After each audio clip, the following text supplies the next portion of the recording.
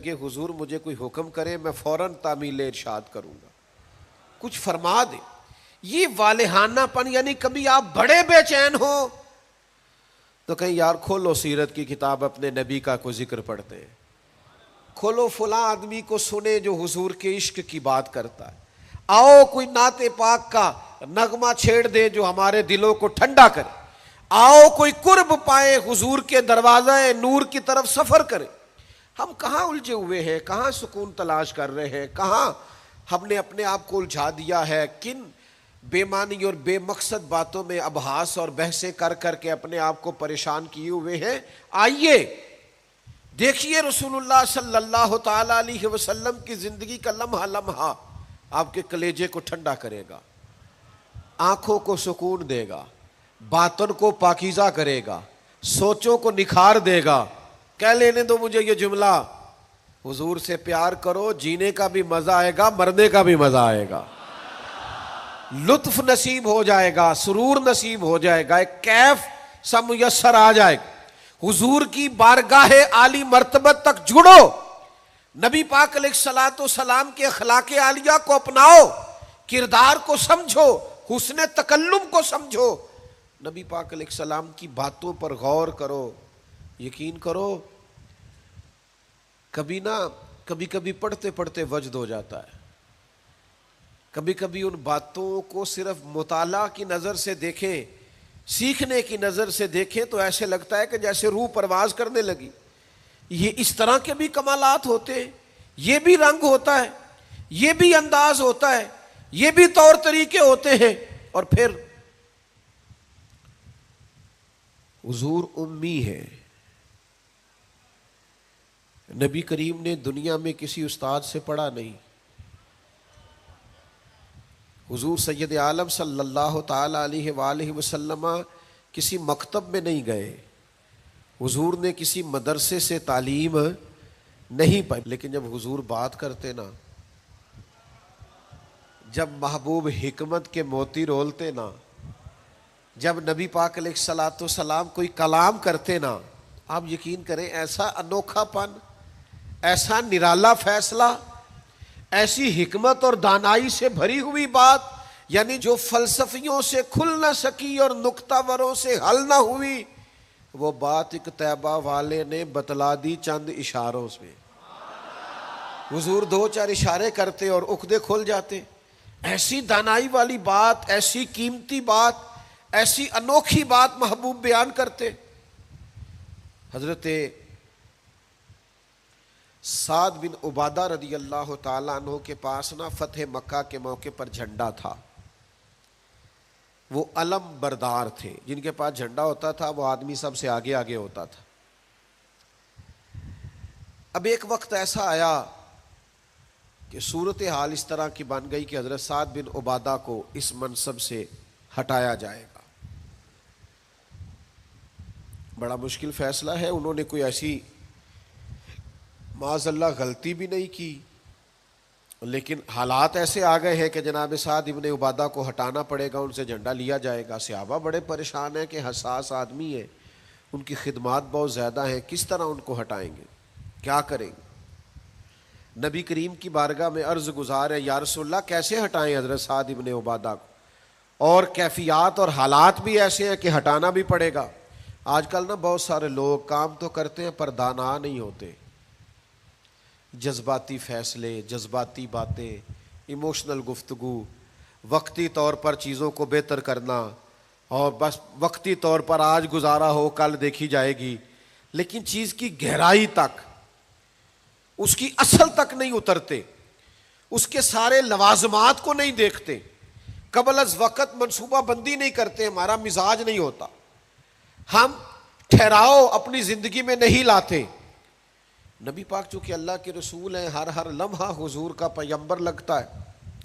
اب حضرت سعد ابن عبادہ کو ہٹانا ہے اور ان کی جگہ کسی اور کو مقرر کرنا ہے، اور بندہ بھی بڑا حساس ہے اور بات بھی کوئی ایسی نہیں، تو کیا کریں. پتہ ہے نبی کریم علیہ السلام نے کیا کیا؟ حضور فرمانے لگے کوئی پریشانی نہیں، ہٹا دیتے سعد ابن عبادہ کو. حضور نے بلایا، فرمایا سعد میرا ارادہ بنا ہے کہ جھنڈا آپ سے لے لیا جائے. حضرت سعد ابن عبادہ نے ابھی گردن جھکائی تھی تو حضور فرمانے لگے میرا ارادہ ہے آپ سے لے کے آپ کے بیٹے کو دے دیا جائے. جو فلسفیوں سے کھل نہ سکا، جو نکتہ وروں سے حل نہ ہوا، وہ راز ایک طیبہ والوں نے بتلا دیا چند اشاروں میں.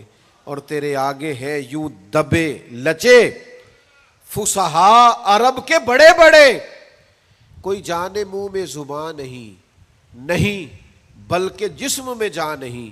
ایسا کمال فیصلہ، ایسا انوکھا فیصلہ. اچھا جس فیصلے سے وہ پریشان ہو سکتے تھے نا کہ مجھے ہٹایا جا رہا ہے، جب انہیں پتہ چلا نا کہ میری جگہ پہ میرا بیٹا آ رہا ہے، وہ اتنا خوش اپنے جھنڈا اٹھانے پہ نہیں تھے جتنا اپنے بیٹے کے جھنڈا اٹھانے پہ راضی ہو گئے. ان کی طبیعت مچل گئی.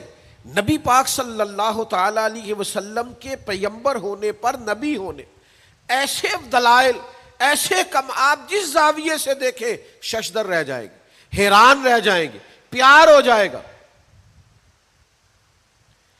کچھ ایسے مصنفین بھی گزرے ہیں معاذ اللہ ثم معاذ اللہ، جو مسلمان نہیں تھے، غیر تھے، کلمہ نہیں پڑھتے تھے، معاذ اللہ استغفر اللہ، نقل کفر نہ باشد، تنقید کی اینک لگا کے انہوں نے حضور کی سیرت کو پڑھا، لیکن اس نظر سے پڑھا پھر بھی مدینے والے کے غلام ہو گئے.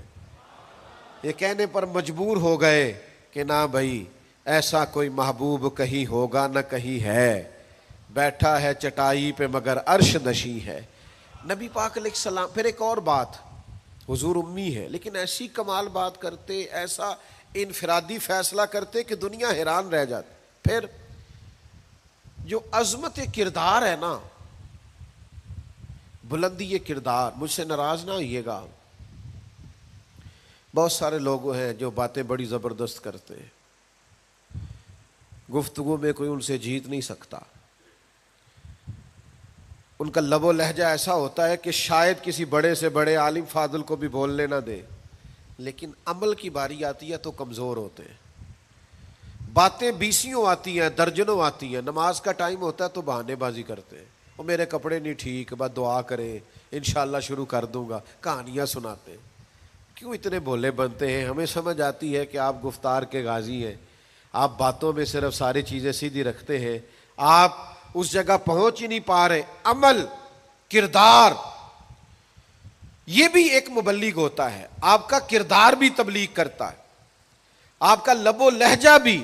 حضرت امام جعفر صادق رضی اللہ تعالیٰ عنہ سے ایک شخص نے کہا تھا میں دین کی تبلیغ کرنا چاہتا ہوں، مجھے بتایا کیا کروں. تو امام جعفر صادق رضی اللہ تعالیٰ عنہ فرمانے لگے دین کی تبلیغ کرنی ہے تو بڑا آسان نسخہ ہے، دین پہ عمل کرنا شروع کر دے، تبلیغ ہونی شروع ہو جائے گی.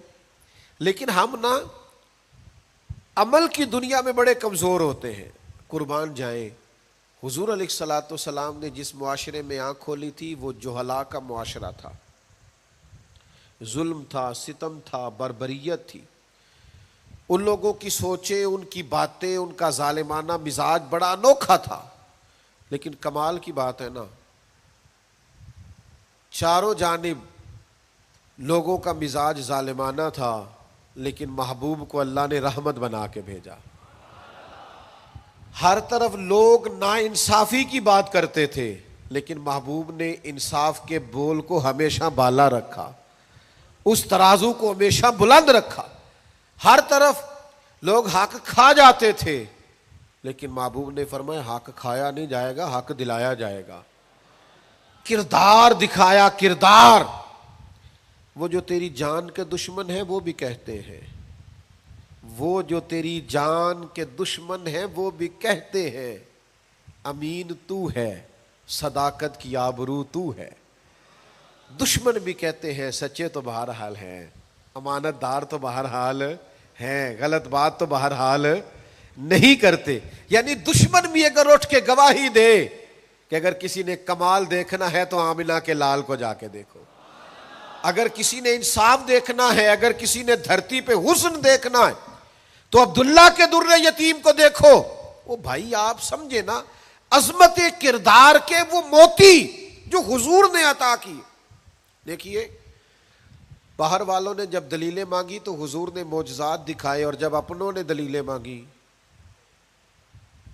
مکے والوں نے، قریش والوں نے، اپنے قبیلے والوں نے دلیل مانگی، آپ نبی ہیں تو دلیل کیا ہے؟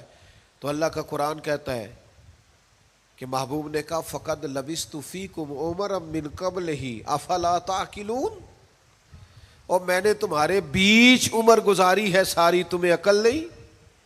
میں کوئی باہر سے نہیں آیا، میں نے 40 سال تمہارے اندر گزارے ہیں، میرے جیسا کچھ سچا ہے تو دکھاؤ، کوئی دیانتدار ہے تو دکھاؤ، کوئی پاکیزہ مزاج ہے تو دکھاؤ، کوئی اس طرح کا ستھرا ہے تو دکھاؤ، کوئی اس طرح کا مزکی ہے تو دکھاؤ، تمہارے بیچ میں نے وقت گزارا ہے۔ باقیوں کو نبی پاک نے معجزات بطور دلیل دیے، اور جب اپنوں نے دلیل مانگی تو حضور نے فرمایا میری سیرت دیکھ لو، میرا کردار دیکھ لو، میرے شب و روز دیکھو، فقد لبثت فیکم عمرا من قبل، میں نے اس سے پہلے عمر کا حصہ تمہارے بیچ گزارا ہے، افلا تعقلون، تمہیں عقل نہیں؟ دوستو تھوڑا سا نا کردار پر بھی توجہ کرنی پڑے گی، اپنے آپ کو تھوڑا سا تبدیل کرنا پڑے گا۔ میں آپ کی خدمت میں عرض کروں، دولت سے لوگوں کو جیتا نہیں جا سکتا، دولت تو لوگوں کو لالچی بنا دیتی۔ آپ کسی کو پیسے دیں، 10,000 دیں، اگلی دفعہ وہ 25 مانگے گا، تو آپ 50 دیں، اگلی دفعہ 1,00,000 مانگے گا، اس کی بھوک تو بڑھتی ہے۔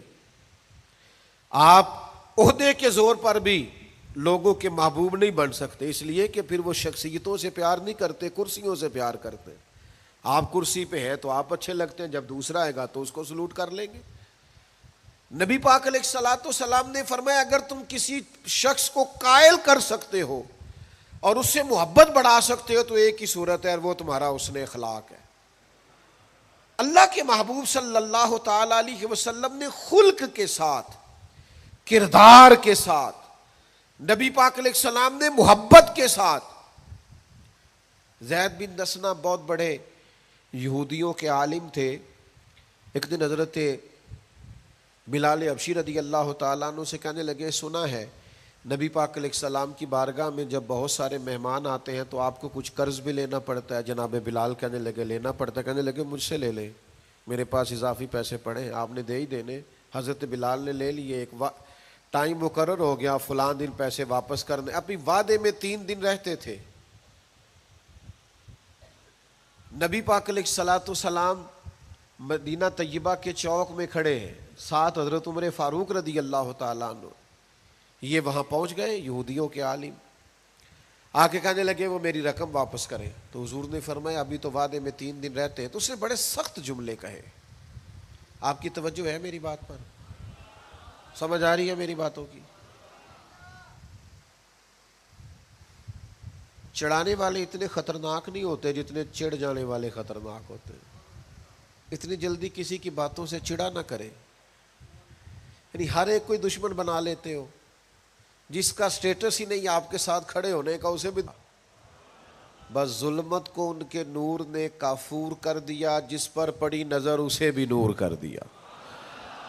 تو محمد صلی اللہ تعالی علیہ وسلم اللہ کے رسول ہیں، اس پر اتنے دلائل ہیں، یہ اتنا آفتاب سے روشن مسئلہ کہ یعنی آپ شمار کرتے جائیں، آپ گنتے جائیں، آپ سیرت کو پڑھتے جائیں، آپ فضائل کو پڑھتے جائیں، کمالات کو پڑھتے جائیں، تو مرحوم اعظم چشتی کا ایک جملہ اتنا فٹ آتا ہے کہ یہ سارا مضمون اس میں سمٹ جاتا ہے۔ وہ کہتے ہیں تیری حیات پاک کا ہر لمحہ پیغمبر لگے، یعنی لمحہ لمحہ بتاتا ہے کہ آپ اللہ کے سچے رسول ہیں، ایک ایک گزرنے والی گھڑی بتاتی ہے کہ آپ اللہ کے سچے رسول ہیں۔ حضور کا مسکرانا بھی بتاتا ہے کہ سچے رسول ہیں، نبی پاک علیہ السلام کا دیکھنا بھی بتاتا ہے کہ حضور اللہ کے سچے رسول ہیں۔ حضور تو کسی پر جلال بھی کر دینا تو بھی پتہ چلتا ہے اللہ کے سچے رسول ہیں۔ یعنی حضور علیہ الصلوۃ والسلام کھانا تناول فرمائیں یا آرام فرمائیں، آپ ذرا یہ انوکھا پن ملاحظہ فرمائیے گا، یہ انداز ذرا دیکھیے گا کہ ایک صحابی نے آ کے عرض کی یا رسول اللہ صلی اللہ تعالی علیہ وسلم میری بیٹی کی شادی ہے تو خوشبو کی بڑی ضرورت ہے، تو مہربانی فرمائیں کرم نوازی کریں۔ عرب شریف کے اندر خوشبو بڑی مہنگی ہوتی تھی، آج بھی وہاں خوشبو بڑی مہنگی ہے اور خوشبو کا استعمال بھی بہت زیادہ ہے۔ تو اس صحابی نے آ کے عرض کی یا رسول اللہ صلی اللہ تعالی علیہ وسلم خوشبو مل جائے، میری بیٹی کی شادی ہے۔ تو حضور علیہ السلام نے فرمایا ایک لکڑی لے آؤ اور ایک بوتل ایک شیشی لے آؤ۔ وہ لے کے آئے تو محبوب نے نا لکڑی کے ساتھ اپنا پسینہ تیری حیات پاک کا ہر لمحہ پیمبر لگے، حضور نے وہ پسینہ مبارک اتار کے اس شیشی میں ڈال دیا، فرمایا جا جا کے استعمال کر، اللہ تبارک و تعالی بہترین خوشبو عطا کرے گا۔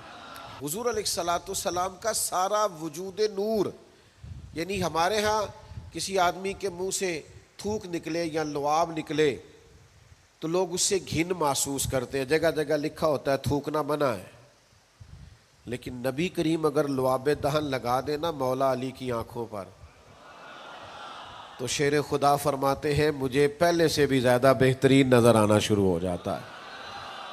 اللہ کے محبوب صلی اللہ تعالی علیہ وآلہ وسلم کے پورے وجود نور کو جیسے جیسے دیکھتے جائیں محسوس ہوتا ہے کہ تیری حیات پاک کا ہر لمحہ پیمبر لگے۔ حضرت عبداللہ ابن سلام رضی اللہ تعالیٰ عنہ فرماتے میں گفتگو کرنے آیا تھا، حضور علیہ السلام کے دین کے بارے میں کچھ معلومات کرنے آیا تھا، اور میں تورات کو پڑھنے والا تھا، اہل یہود کے علماء میں سے آپ کا شمار ہوتا تھا، اپنے کچھ لوگوں کے ساتھ آئے۔ فرماتے ہیں نبی کریم صلی اللہ تعالی علیہ وسلم اونٹنی پر تشریف فرما تھے اور صلہ رحمی کے متعلق کچھ گفتگو کر رہے تھے۔ میں نے حضور کی گفتگو سنی۔ محبوب کا لباس مبارک مہنگا نہیں ہوتا تھا پر نہایت ہی اجلا ہوتا تھا، نہایت سادہ ہوتا تھا، نہایت باکمال ہوتا تھا۔ فرماتے میں نے اونٹ پر بیٹھے ہوئے محبوب کے لباس کا، بات کرنے کا، نفاست کا، ہاتھ اٹھانے کا وہ انداز دیکھا، اور جھکی جھکی نظریں اور معصوم لہجہ اور گفتگو میں سلاست اور روانی اور ٹھہرے ٹھہرے جملے اور لفظوں کا وہ ایک خوبصورت ریدھم۔ فرماتے ہیں وہ سارے انداز میں نے دیکھے تو میں جو بات کرنے آیا تھا مجھے بھول ہی گئی، لباں تے موہراں لگیاں، بولن دی جاچ ہی بھول گئی، ایتھے زباناں تائیں کھولن دی جاچ بھول گئی۔ فرماتے ہیں میں کوئی بات ہی نہ کر سکا، جیسے ہی محبوب کے قریب گیا میں نے فوراً عرض کیا مجھے کلمہ پڑھا دے، میں مسلمان ہونا چاہتا ہوں۔ یہ آج جو لوگوں کی طبیعتیں الجھ سی گئی ہیں نا، آج یہ جو بے شمار باتیں، بے شمار گفتگو، سوشل میڈیا کا بے دریغ اور بے ہنگم استعمال،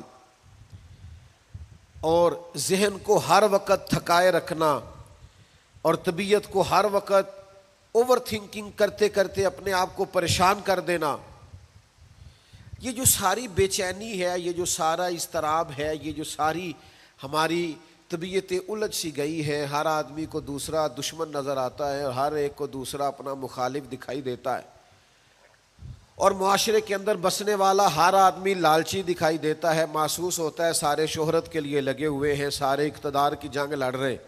یہ جو ہماری ساری بدگمانیاں ہیں اس کی بنیادی وجہ یہ ہے کہ ہم ادھر ادھر تو کھل کے دیکھتے ہیں، اپنے محبوب کی بارگاہ کی طرف نہیں دیکھتے۔ ہم جب حضور علیہ السلام کی پرکیف شخصیت کو دیکھیں گے، فضائل دیکھیں گے، کمالات دیکھیں گے، معجزات دیکھیں گے، نعت پاک کی طرف توجہ کریں گے، اخلاق عالیہ کو دیکھیں گے، حسن کردار کو دیکھیں گے، دنیا میں وہ لوگ بڑے عظیم ہوتے ہیں جو نبی پاک علیہ الصلوۃ والسلام کی محبت میں پوری طرح محو ہو جاتے ہیں۔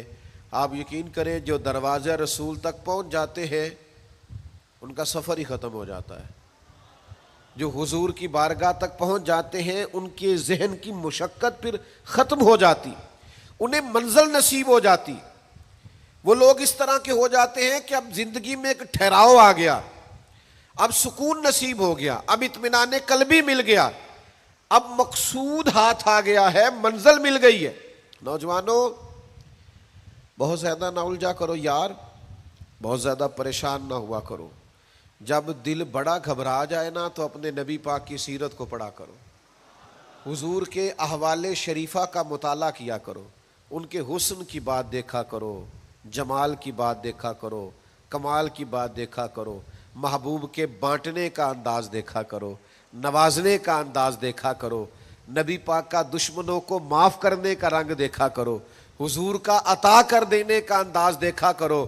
معاشرے میں، سوسائٹی میں ہر طرف بے راہ روی ہے، سارے دشمن ہیں، لیکن محبوب تبلیغ بھی اطمینان سے کرتے ہیں،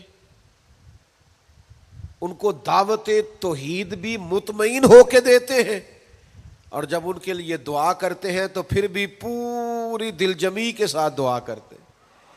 یہ خاص ٹھہراؤ آپ کو حضور کی بارگاہ تک جانے میں ملے گا۔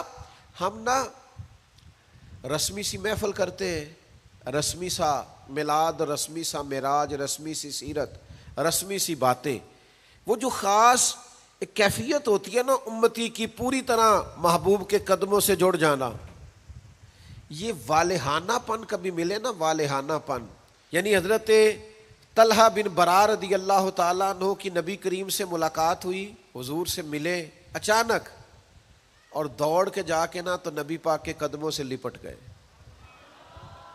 اور پھر لپٹے ہیں، اور والہانہ انداز ہے، اور وارفتگی دکھا رہے ہیں، اور عشق کا مظاہرہ کر رہے ہیں، اور پھر اسی